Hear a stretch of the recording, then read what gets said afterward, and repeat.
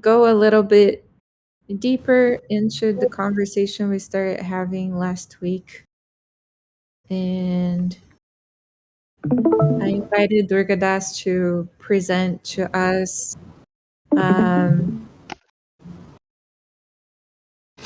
all of these forms of wealth, like we were discussing also. And then I just wanted to propose a reflection on it after. So we'll skip the intro because the intro will have to do with this. So I'll pass to Durgadas for you to share with us. Hi, Juan. Hello, Lee. Hello. Hello, everyone.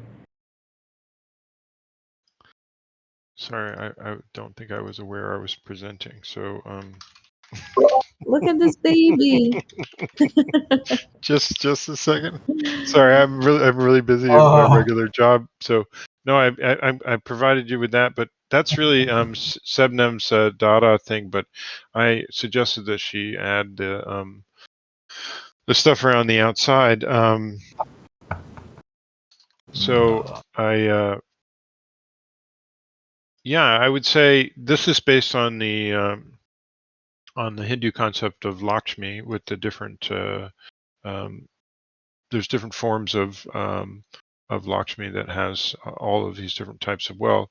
And I guess what I was trying to suggest was that in terms of like reward systems and even in terms of governance, there's certain aspects of this that I think this nicely represents what we do in DAOs, right?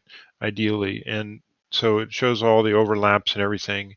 And what's also neat about this is that you get a sense of um, where we should be sort of rewarding people. So what we tend to do is we collapse all this down into praise, right? You can say, okay, we can praise somebody, but um, like there are certain times when I'm hanging out with you guys where I feel like, well, geez, these people are fucking geniuses. That would be the circle of genius. And there's a certain sort of belonging and awesomeness that is cool to be around such amazing people. The economic wealth part of it, is I think what we all tend to focus on. So we've got a token, you get rewarded in tokens, or you get bounties, or you get these different sort of things. But I think it might be better to pull ourselves back and say, well, what is it that we're actually losing out of that process in terms of being able to in some ways reward in kind, or maybe somebody is awesome at one thing, like autistic people like myself are profoundly amazing at some things and profoundly not at others. So there could be some particular aspect of this that I actually would like to sort of pull out of the people that I'm working with, so that I can get my needs met around that. Whereas I might be able to provide wealth in other ways. And so rather than thinking about it as a strict exchange or conditionalness, I'm of the mentality that I think in the DAO space we need to pull ourselves out into being less conditional where possible. And I feel like by expanding the our idea about the ways in which we're speaking and talking and rewarding wealth, we can uh, you know do a good job of it. So do a better job than just saying, I've got a token, or number go up or whatever. So this is the kind of anti number go up idea. So we talk an awful lot here also in the DAO space about we're doing things that have never been done before. So that in some sense I feel like people kind of project a little bit in terms of that, but the venture wealth side of the thing is also creating a brand new thing is partially to be thought of as the adventure wealth side of it. But inner wealth is, I think, something that I think also that it would would reap benefits in many of the other groups that I'm participating in terms of gravity. We're bringing in like psychology informed things now. If we were to think about, talk about, and reward things that had a broader sensibility to them, I think that our mental health would be better. We'd be less burnt out. We would be able to at least recognize, you know what, I don't have enough inner wealth now, and so I would want to maybe go talk to, somebody in the gravity group dealing with the psychology. Do you know what I mean? I might have plenty of money, but not any inner wealth. So there's a bunch of different ways you can use this to calibrate the health of the overall organization, and hopefully work some things out. But there are some. Go ahead. No, finish your thought. Um, Yeah, so this is kind of just a sort of brief introduction. I'm not entirely sure, what you wanted to talk about around this stuff. I feel like there's an awful lot I could say about it, but because I feel a little unprepared at this moment, maybe Livy, you can guide me about what you were thinking, and then I can speak to that. Yeah, thank you. Well, last week, the intro question we had was, how have you been feeling in terms of compensation in the TEC?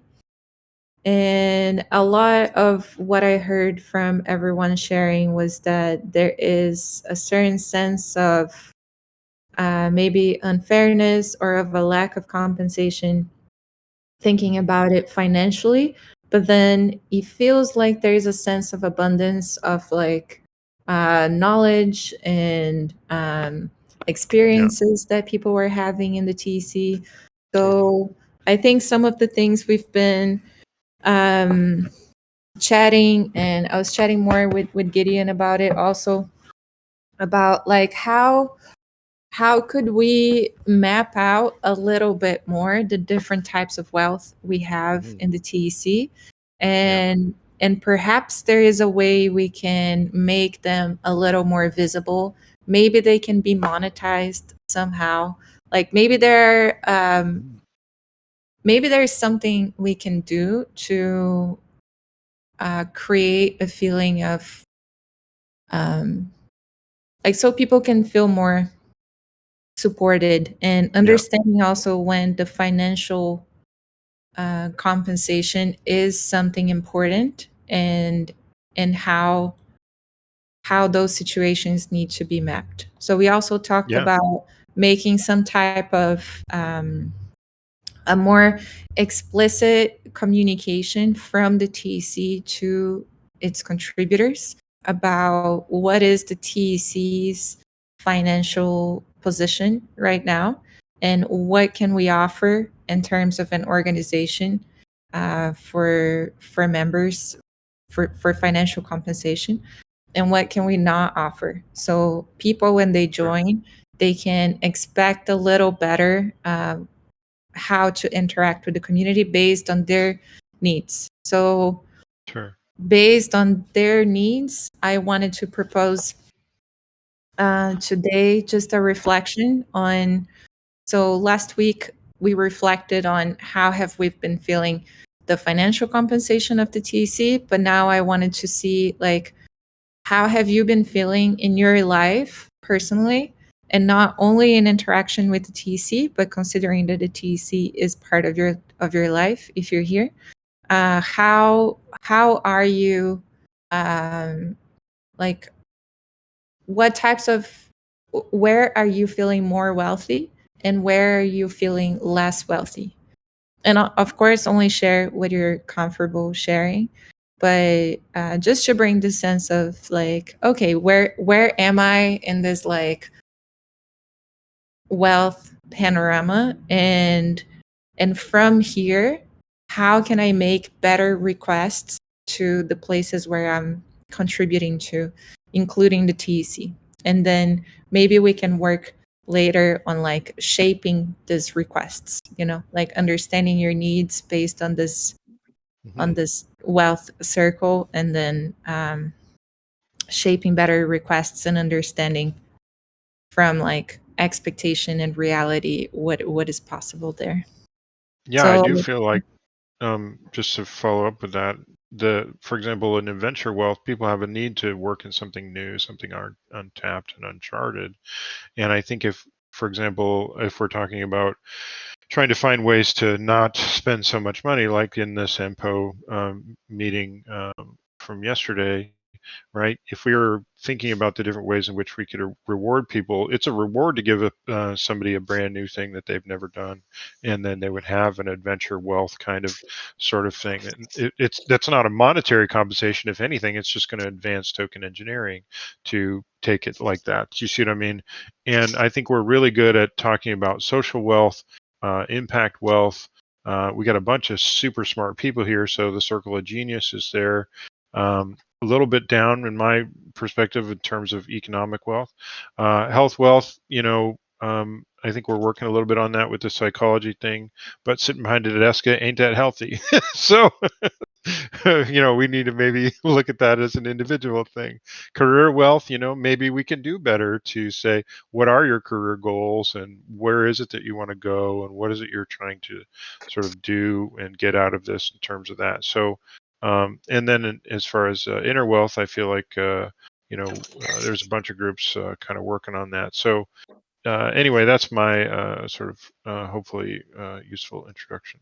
So yeah, thank you, I'll Brigadas. And just yeah. on the interest of time, I will time the answers to a minute because then we also will cover. Thank you, Nick, for joining today. Thanks so much. Because we can move to the crypto economic flower and hearing a little bit of what is the work Omega has been doing in that front and how we can collaborate more. And I think they are connected. These topics of the flower and the wealth and our expertise and like how are we understanding ourselves in the community. So I'll pass for you, Juanca, to.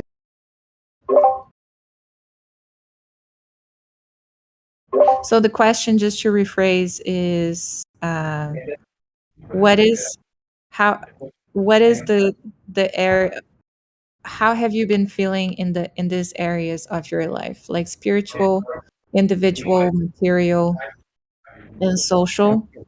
Um, Thank you, Livy. yeah. Yeah, I think that this discussion is super interesting. I feel that I have entered into a circle of genius where I learn a lot, and um, I also have some ideas regarding how to um, care for the experience of people, and I see that um, we also need some rotation. When we stagnate in roles, the power like gets centered. But I also agree on what Durga said of like giving new things to people for day to do. That's an adventure and somehow some professional and human development that we are allowing them to have. And um, I think that our organization should have this into consideration. And yeah, see ourselves, the DAOs as schools. Like there's people always that is more experienced, but there's also people who is less experienced joining. And yeah, how can we provide all opportunities to everyone? And yeah, I'll pass it to Tom. Hi, Tom. Uh, so the question we're working on is going deeper with the conversation from last week. So Durgadas was explaining about the individual, community, material, and spiritual wealth. And we're just asking in your life, where do you feel more wealthy and where do you feel like you could invite more wealth?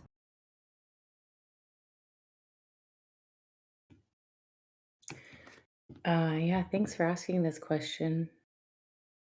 I'd say, okay, so this is sort of a knee jerk reaction since I didn't have some time to think about it.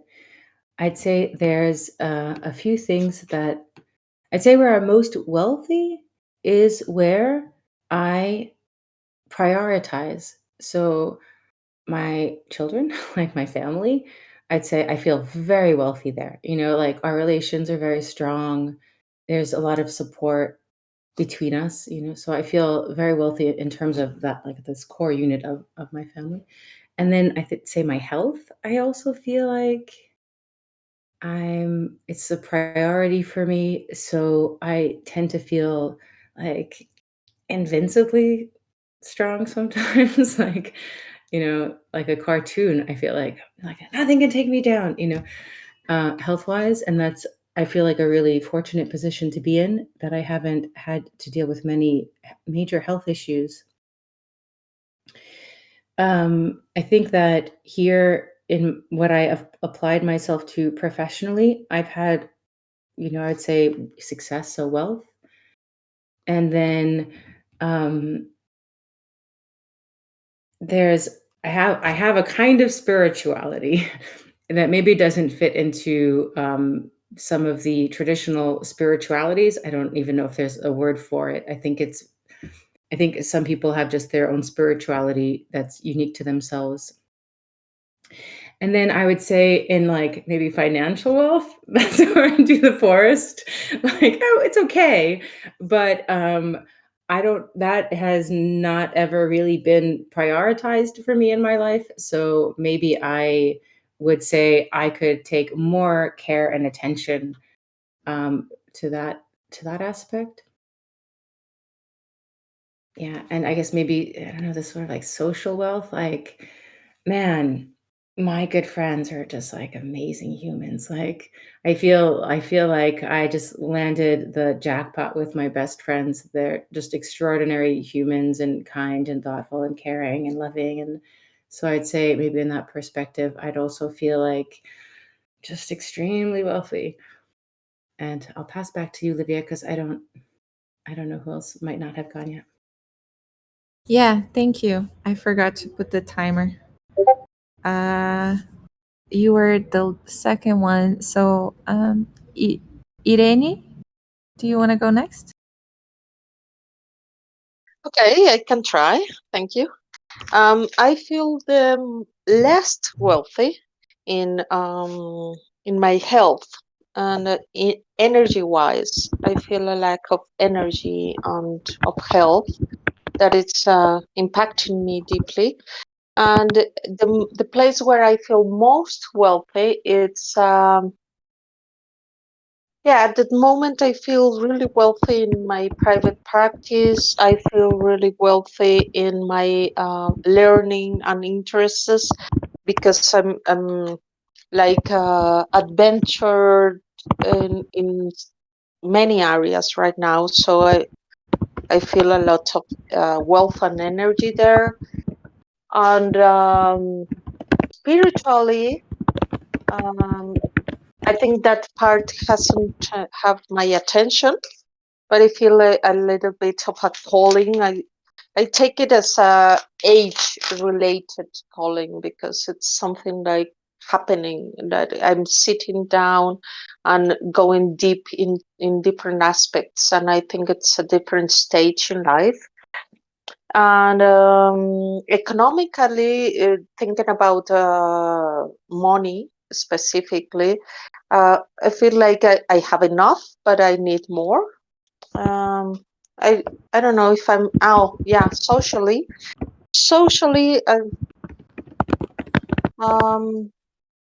I feel good, but not wealthy.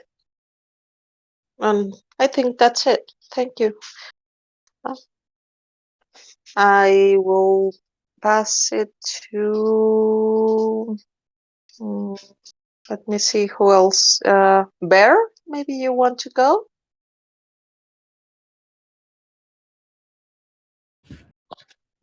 Yeah, thank you, Irene. Yeah, so it's a good question. So are we supposed to talk about all the different types of wealth, or just like mention the most and the least?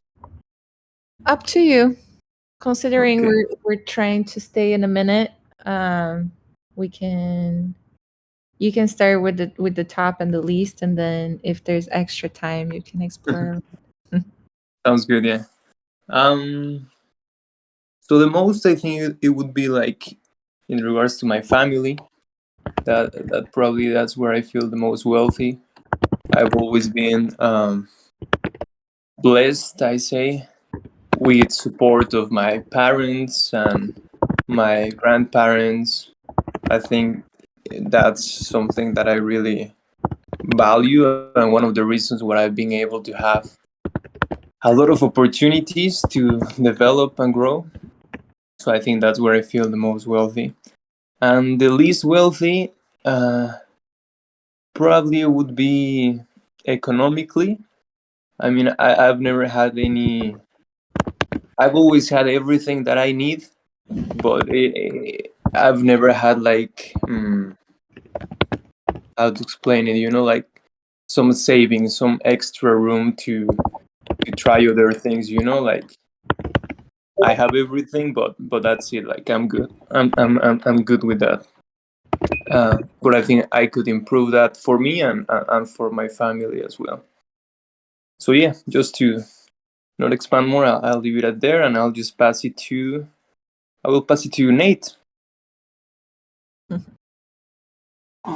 Hello.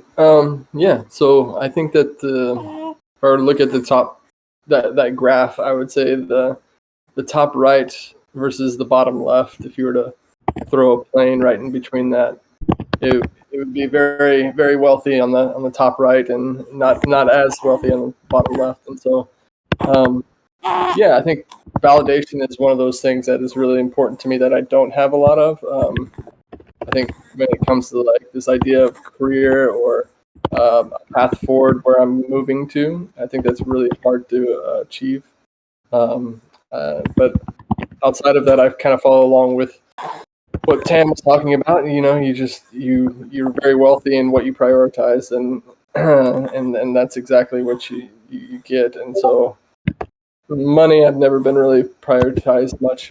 I'm getting better at prioritizing it, but historically, no, never.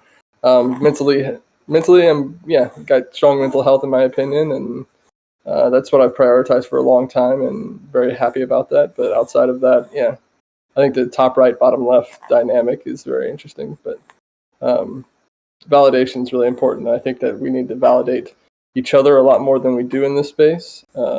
People doubt themselves constantly, and so I think that's really important. And so I'll just end it at that, and I'll pass it over to Gideon. Thanks, Nate. And that baby is ridiculously cute. Very distracting. That's my distraction for this call. I totally missed that time. Okay, so for me, my inner wealth is very strong right now. Like over the last several years, I've been investing deeply in that, various practices. Social wealth has been changing a lot now that our kids are gone, and so I'm like reinventing friendships, like rediscovering friendships.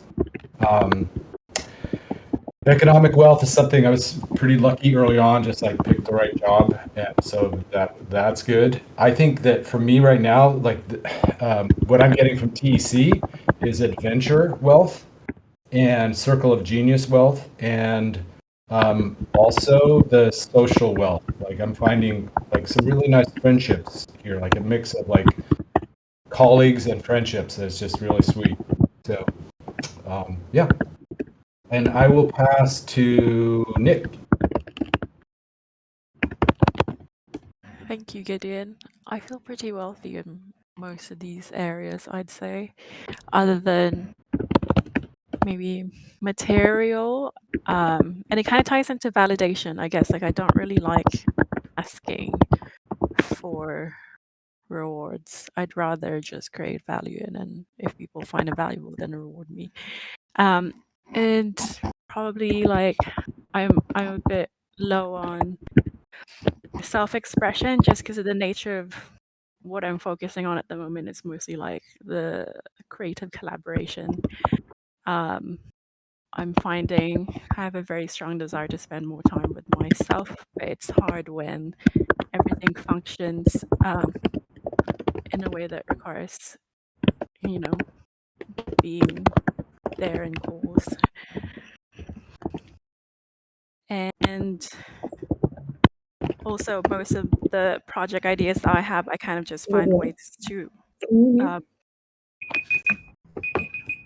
Oh, well, time's up.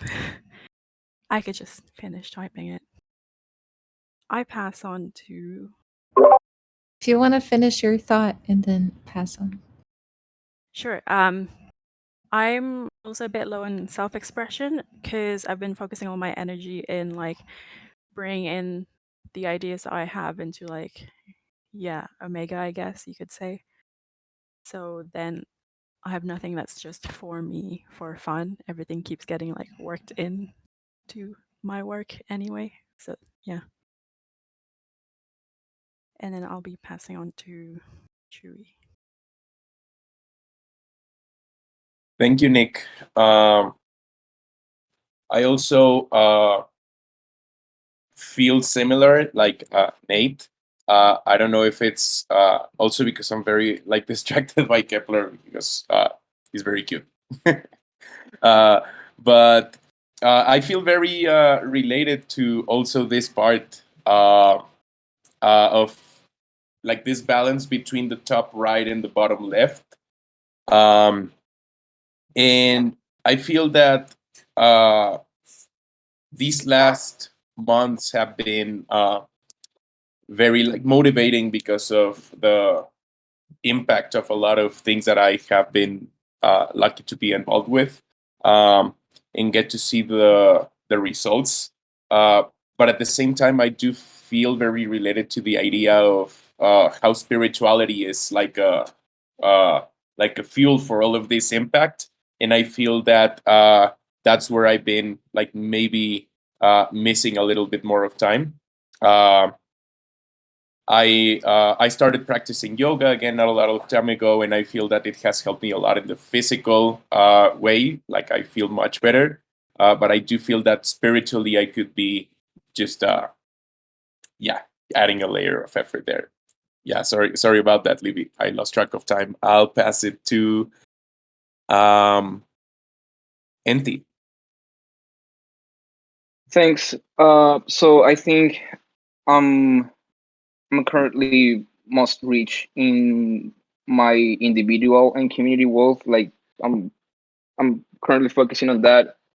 Uh, Probably just as an individual, just I guess funding myself in a personal in a personal way, but also on my career and what do I want to do with my life moving on.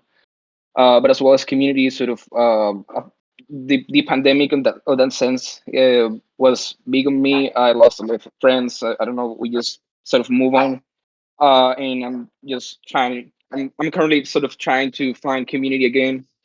And then I could definitely. I'm sort of trying to focus more on the spiritual side. Um, and then as far as the material, economic, etc. Probably not a priority right now, but that I definitely have that like on mind that it's something that I have to take care of, and essentially that I'll pass it on to.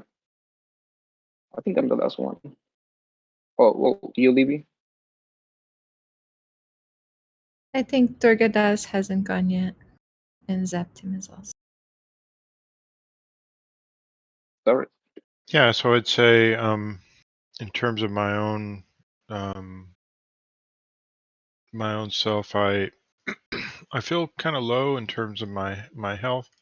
My inner health isn't as good as I'd like to be because I'm just going through personal difficulty with my personal life and my relationship here, and I might have to leave this building behind in order to rescue myself. So yeah, that's not so great. But anyway, yeah, I mean, I would say, externally things are okay. I'm just a little bit, where I wouldn't want to be. I've learned a lot as a result of recent events. So I think I've got a path forward, but Yeah, it's a little bit more the inner stuff that's a bit missing, for me at the moment. So I'm not sure who else is going. Yeah, I think I'm the last one. Yeah, I overall feel pretty wealthy, like in all the aspects, but the one that I think I could work more is the social one. Like I feel like I'm always on my computer or doing workout, but normally lonely stuff here in the village. So yeah, I feel like I could work more on that. I would love like if the TC was in a real place, like you go there every day. But yeah, that's not happening. But yeah, back to you, Olivia.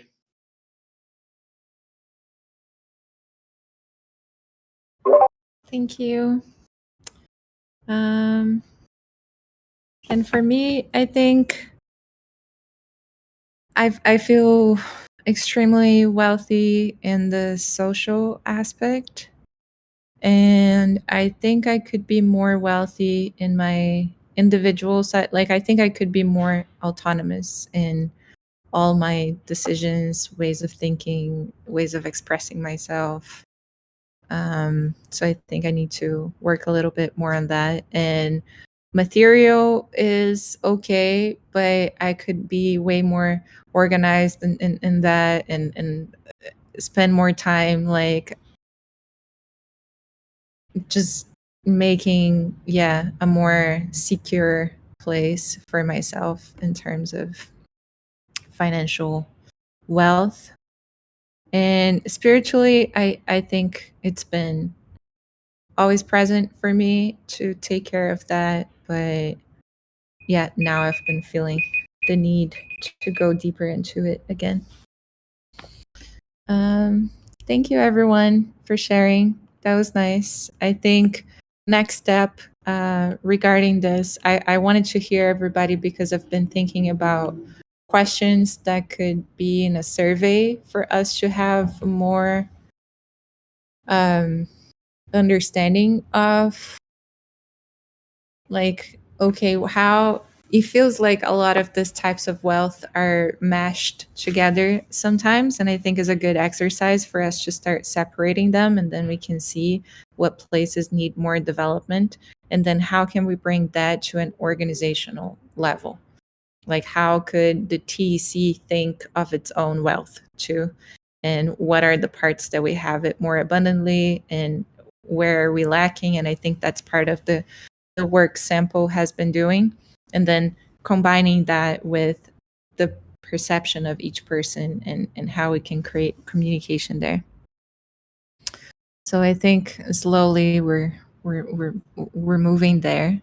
And I want to pass to well, before I pass to Nick, just introducing like some of the thoughts on why we want to bring more talk and more awareness to the crypto economic flower. So this is a big part of like understanding token engineering. And I think the more we get acquainted and the more we map ourselves within this flower, the more we can help the TC achieve its mission. And we've been chatting about like, oh, how can we make roles out of that? Also, a long time ago, I talked with Nate. He was very vocal about the subject matter expert and how we could bring more awareness to that. So I think this is a step too. And also some type of way to map our contributions. So from all the contributions we've been having in the TEC, how can we bring some type of categorization? And then in the reward systems, we've been thinking about that, how to integrate that with everything that already happens here. And I know Omega has been working a lot on it, so I want to pass to Nick to share the work that has been happening there.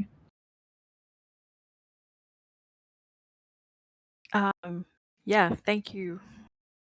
From your description of what the other work you've been working on, yeah, it does sound pretty similar to everything that we're working in. I guess you could almost look at Omega as like a lab within the TEC where lots of like research and mini experiments are happening that could be brought out to the rest of the TEC. But well, I guess I'm just gonna say basically the same thing that I said to you, Livy, in your question in the chat. Part of what Omega is about is basically like the practice of integrating learnings around the cryptoeconomic flower and more into our being. So everyone who is participating in Omega, we're all independent. We're all in our independent journey of learning, and then when we visit Omega, we get exposed to these amazing resources from like the subject matter experts that do share within Omega, and yeah, we learn from the resources themselves, and then we create connections in our mind and we apply it to the projects that we're working on. And the key thing I think is that we aren't told how this process should, or what this process should be like for everyone. It's just something that naturally happens. Like we didn't have to force anyone down any specific pathways. It's just like, come talk to us, and then it just, yeah, like I said, naturally emerged that people were like, oh, I learned this from this person, and then now I'm doing this for my project, and by the way, I'll tell you about my project, and then people share more resources around it. So the research that's happening within Omega, we have 1, 2, 3, I guess, like, yeah, 3 main ones. One of them is the Imaginarium Creative Flow, which basically explores learning by play and creative performances. So rather than just, like reading content online or watching videos or joining calls. And then regenerative workflow research is focused on like exploring, creating systems that honor being human and being part of nature, rather than being focused on, I guess, just monetary rewards. Dynamic energy budget is focused on like exploring viewing systems through the lens of like energy flow, and that's part of the regenerative workflow research. That's one of the main ones. And for onboarding, it's figuring out how to like empower Omega participants to begin this like inner work and start this self-discovery journey. Basically, like, how do we show people that when they do jump into the abyss, it is in fact a featherbed? Yeah, and well, that's, I guess, like a brief description of everything so far. You can see, I guess, from the description how it relates to everything else that you guys have been working on. Do you have any specific questions? Yeah, that sounds really fun. I want to come more over there. But I just wanted to see if there's anything in specific to the tea flower that you've been working with in onboarding people to these work streams, or how have you been relating with the flower? Okay, so how do we say this? We've already started curating resources around the cryptoeconomic flower. If you go on the Omega thread, you can check out Omega Collective Curation. That's kind of where people share some of their curations, and you can also start sharing curations there, by the way, so we can start populating the library. And also the curations that have been shared so far, what we've done in onboarding is we went through like all the threads.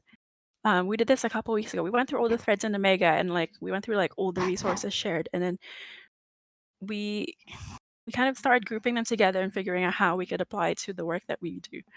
So that's another way that Omega has been working to working with the crypto economic flower is kind of like as a collective, with like as a team within the Omega collective, we also are like doing peer-to-peer learnings.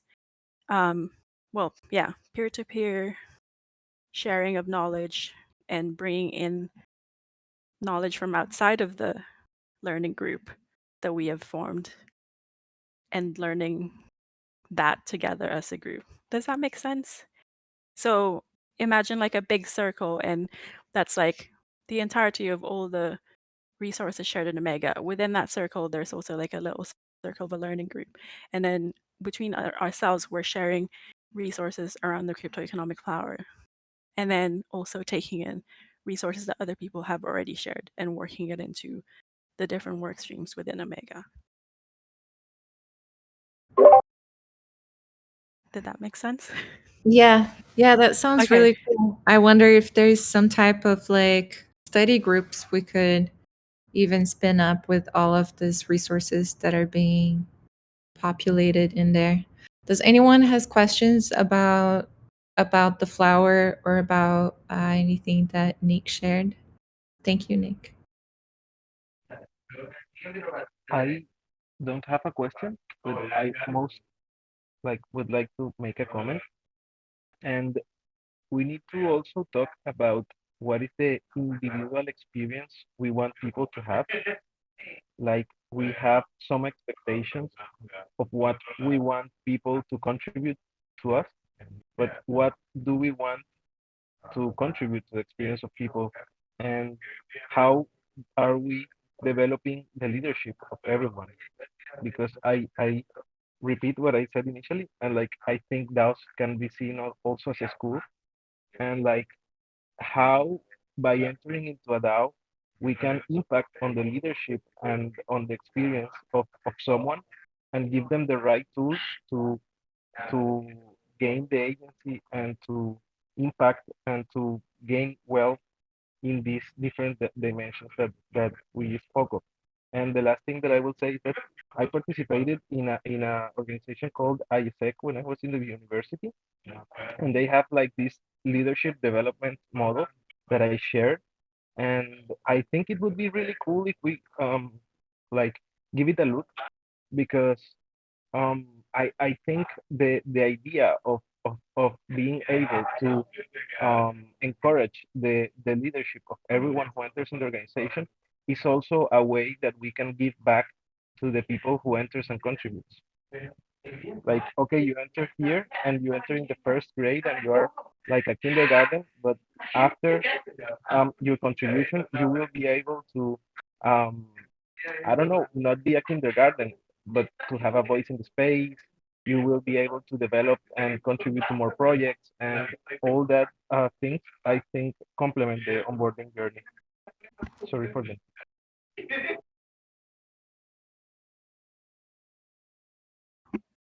Well, the different work streams that actually emerge, the ones I've listed, they kind of, I guess they emerge naturally. So you could say like it is part of the individual experience in that, you know, we didn't tell anyone we need a group working on this, we need a group working on that.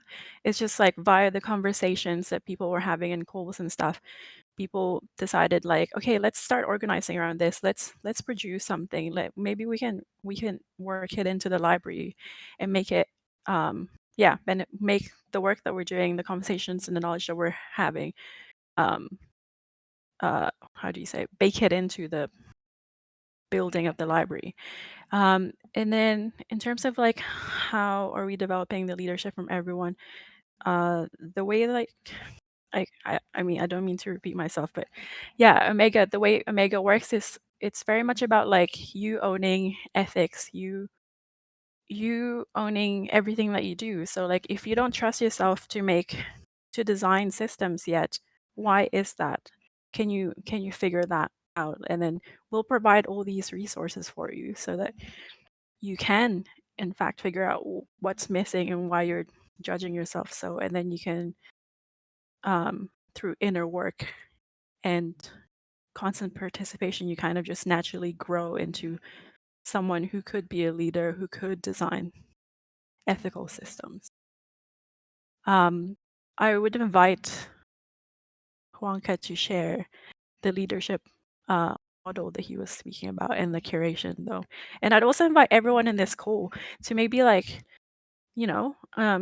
could you start study groups or even just like learning groups within yourselves, share resources between each other, and then, create curations for the library based on the knowledge that you all gain from each other. How can we start this peer-to-peer learning now, even if the library doesn't exist yet? Because observing that can inform the design of the library system, could it not?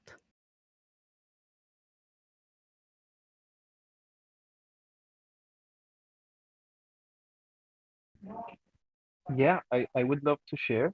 I left a link in the document, but I will also send it by DM. And I think that was super interesting. But because when you enter that organization, what they tell you is that we want you to develop your leadership. So, what is the leadership developmental model? And we believe that leadership is a fundamental solution. We empower here is young people, but it would be like DAO people or Web3 people to become value-driven leaders, and we enable with practical experience. So I think that this organization was really cool because it's an international organization run by young people, and they like have developed certain good practices to stand for a lot of time. And yeah, here they have like a lot of resources of what they're talking about, and in that in that in that link we can learn more about the inner and the outer journey that they expect from people participating in that organization and following values. So I think it's something that we can more or less learn from. I think this is really cool. That could Thank even you. be like, oh, sorry. No, yeah, thank you for sharing, Juan. I thought it was going a little bit off tangent of the off the off the topic of the flower.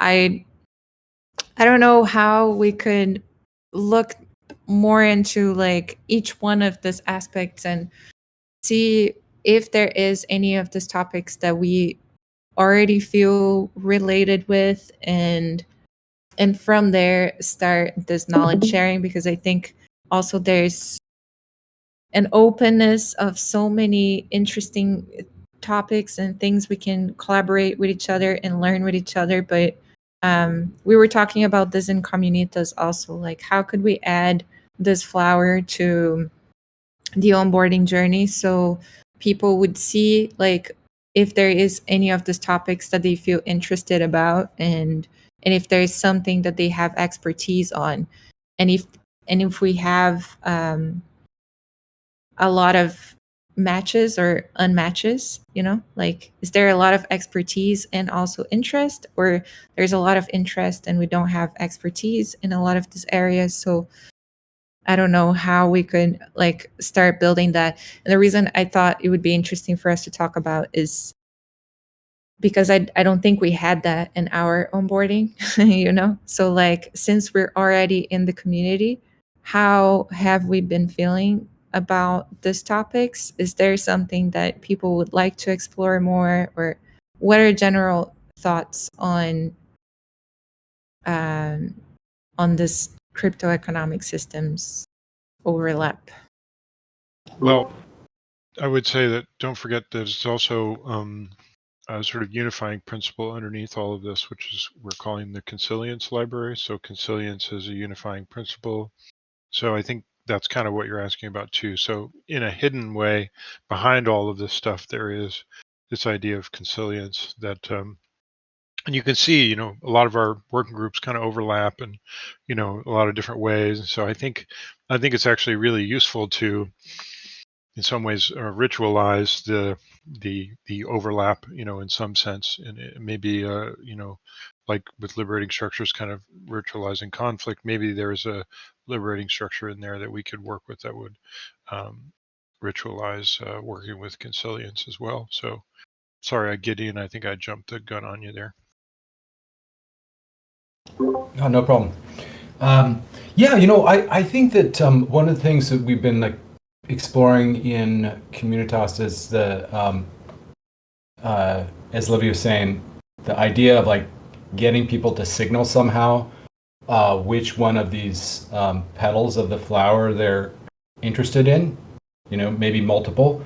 And I don't know what this would look like, but actually, Nick, the thing that happens a lot when you speak, the things you say affect me actually, and it made me think about what would peer-based learning look like. Like if you knew that this group of people, if you could somehow identify a group of people who shared your interest, like what would it be like to allow us to just like allow spontaneous gatherings of those people? What would that look like? How would you build networks within the community that allowed that? I think there's something that's really cool there. And I guess the last thing I'll add on this is I feel like in the long term, the thing that's going to bring people to this community and this commons is these kinds of things. Like in the long term, yes, economics are going to matter. It's going to be super important for us to get that and just out of fairness and sustainability. But over the long haul, it's like, can I grow here? Can I grow personally? Can I grow professionally? Can I connect with people? Like I like that that the wealth, like the broad view of wealth that you're promoting here, Durgadas. And so, maybe if we, this peer-based learning thing might be like a very powerful draw.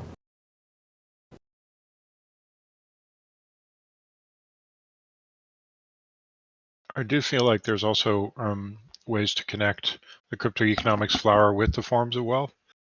So maybe we can, figure out some kind of mapping, between those things, so that I like to have systems that are congruent no matter what level I'm looking at them. Do you know what I mean? So if you take a look at any of the graphics that I make or any of this stuff, it's all based and I can refer to that at all the different, layers of it so that it's congruent internally. And I feel like that's very important, especially as an organization, that we create systems that are like that so that, as we grow, there's not a problem with scaling because we're considering, the things as they connect all the way up and down that. So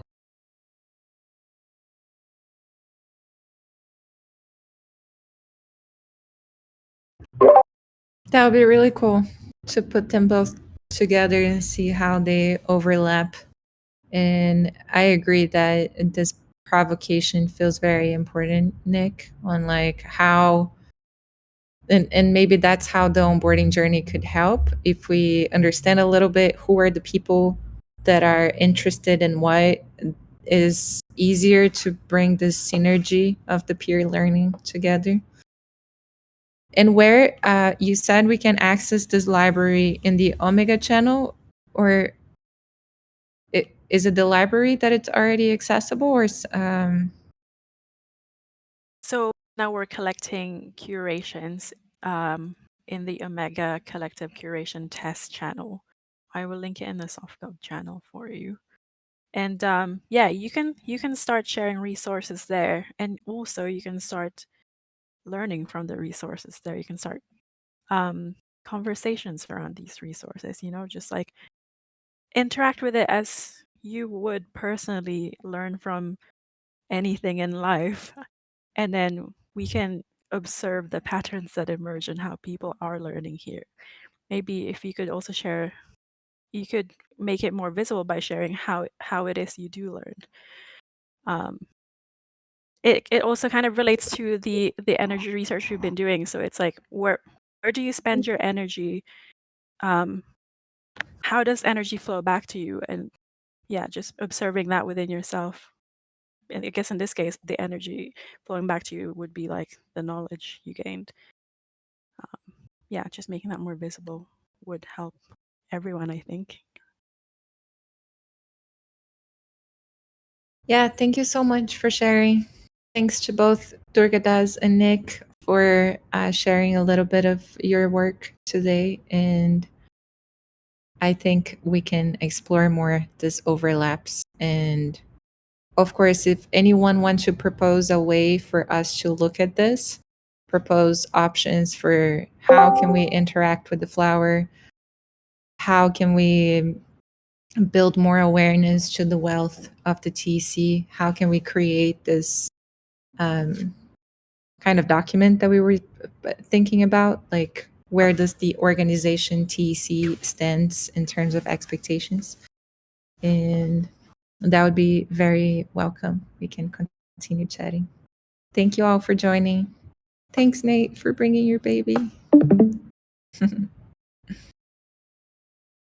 Thanks, Livy. Bye, everyone. Thanks, Livy. Oh, it's so great, Nate, Thank that you, you Livy. brought Kepler. It's like the He's a highlight of sweetheart. our week. It's the highlight of my week, anyway. So